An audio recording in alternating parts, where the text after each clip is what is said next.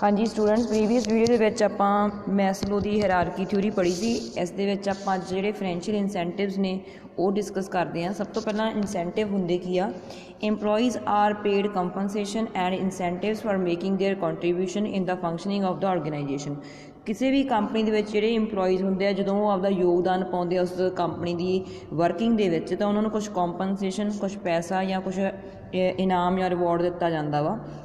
In fact incentives are also a part of compensation. ਅਸਲ ਦੇ ਵਿੱਚ ਇਨਸੈਂਟਿਵ ਵੀ compensation ਦਾ ਇੱਕ ਪਾਰਟ ਨੇ, ਹਿੱਸਾ ਨੇ।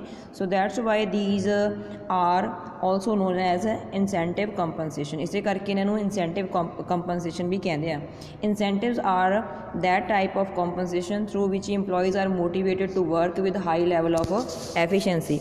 ਤਾਂ ਜਿਹੜੇ ਇਨਸੈਂਟਿਵ ਹੁੰਦੇ ਆ, ਇਹ ਇੱਕ ਤਰ੍ਹਾਂ ਦੀ ਇਸ ਤਰ੍ਹਾਂ ਦਾ ਕੰਪਨਸੇਸ਼ਨ ਆ ਜਿਹਦੇ ਨਾਲ ਜਿਹੜੇ EMPLOYEE ਆ ਉਹ ਮੋਟੀਵੇਟ ਹੁੰਦੇ ਆ ਐਂਡ ਹਾਈ ਐਫੀਸ਼ੀਐਂਸੀ ਦੇ ਨਾਲ ਕੰਮ ਕਰਦੇ ਆ, ਸੋ ਦੈਟ ਜਿਹੜੇ ਆਰਗੇਨਾਈਜੇਸ਼ਨ ਦੇ ਆਬਜੈਕਟਿਵ ਆ ਉਹਨਾਂ ਨੂੰ ਅਚੀਵ ਕਰ ਸਕਣ।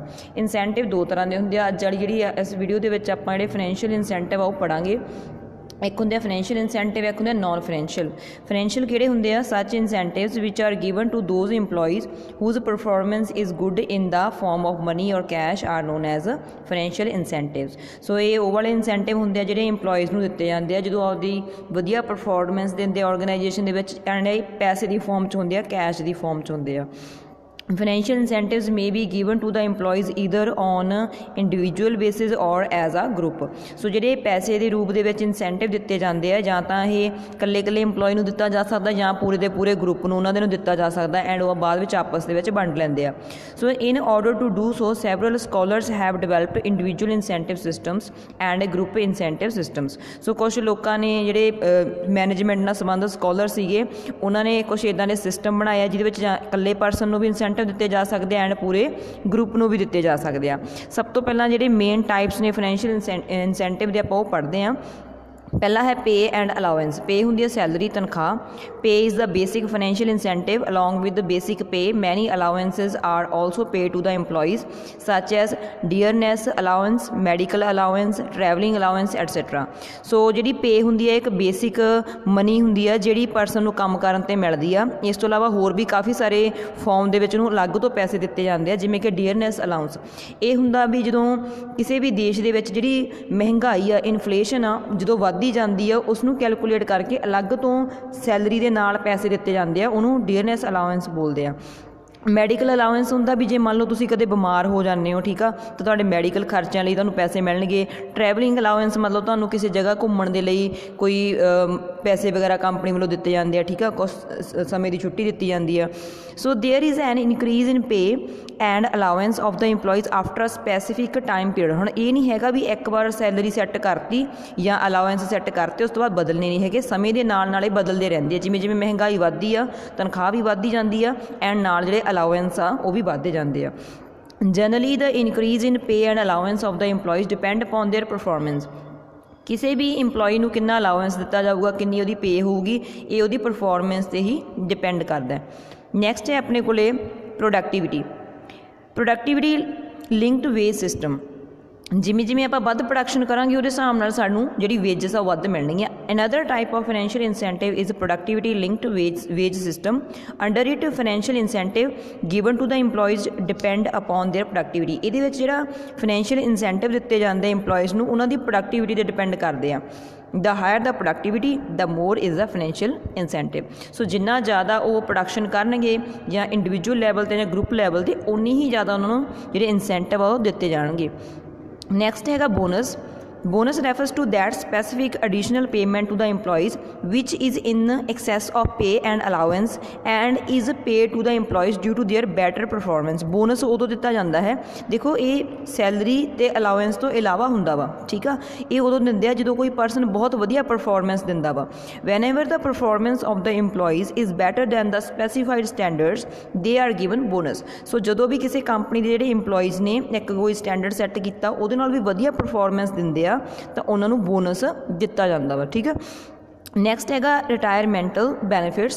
Those employees who retire after serving the organization for a specific period of time are paid some specific payment such as pension, gratuity, leave encashment, provident fund et cetera.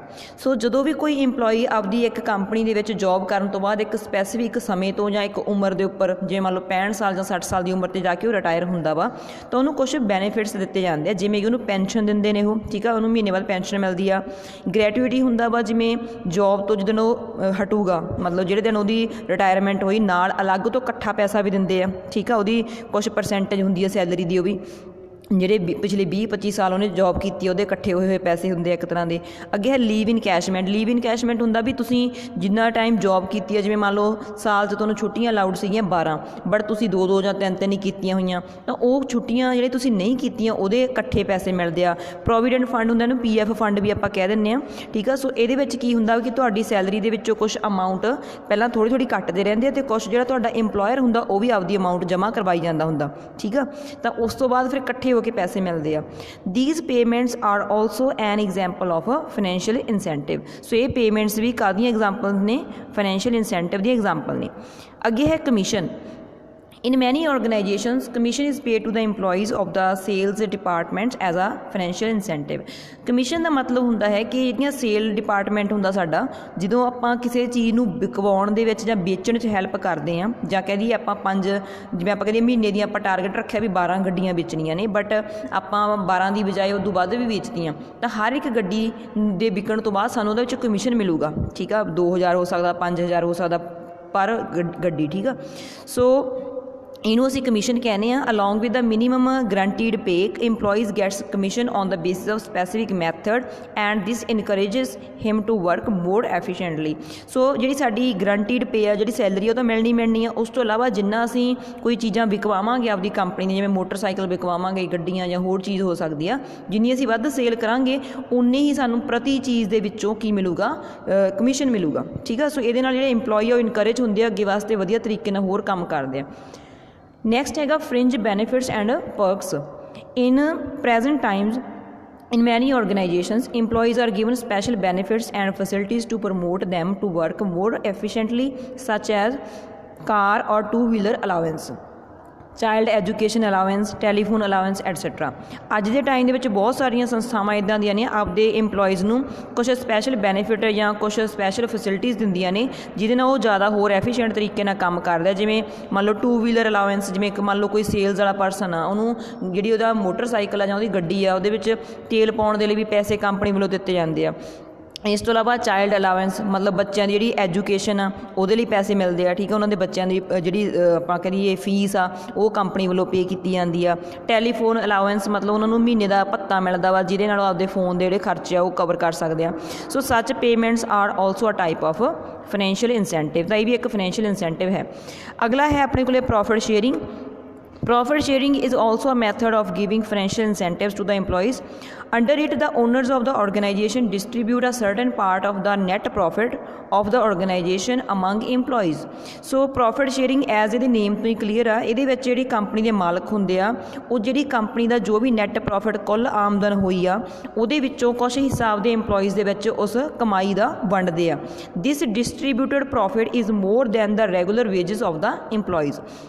ਸੋ ਜਿਹੜੇ ਉਹਨਾਂ ਨੂੰ salary ਮਿਲਦੀ ਹੈ ਇੰਪਲੋਈਜ਼ ਨੂੰ, ਉਦੋਂ ਇਲਾਵਾ ਜਿਹੜੇ ਇਹ ਮੁਨਾਫਾ ਵਾ ਉਹ ਵੰਡਿਆ ਜਾਂਦਾ ਵਾ ਇੰਪਲੋਈਜ਼ ਦੇ ਵਿੱਚ, ਠੀਕ ਆ।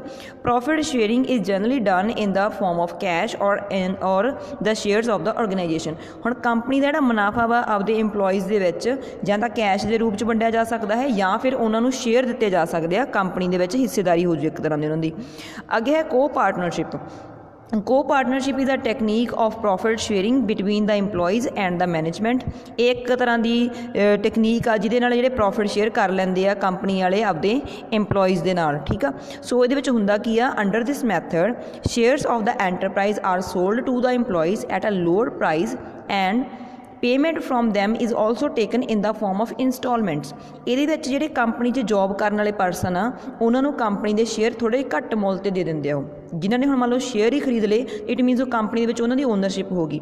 ਹੁਣ ਜਿਹੜੇ ਉਹ ਸ਼ੇਅਰਸ ਦੀ ਪੇਮੈਂਟ ਆ ਉਹ ਇਕੱਠੀ ਨਹੀਂ ਕਰਨੀ, ਉਹ ਥੋੜ੍ਹੀ ਕਰਕੇ ਕਰਦੇ ਰਹਿੰਦੇ ਆ ਕਿਸ਼ਤਾਂ 'ਚ, ਇੰਸਟਾਲਮੈਂਟ 'ਚ, ਠੀਕ ਆ।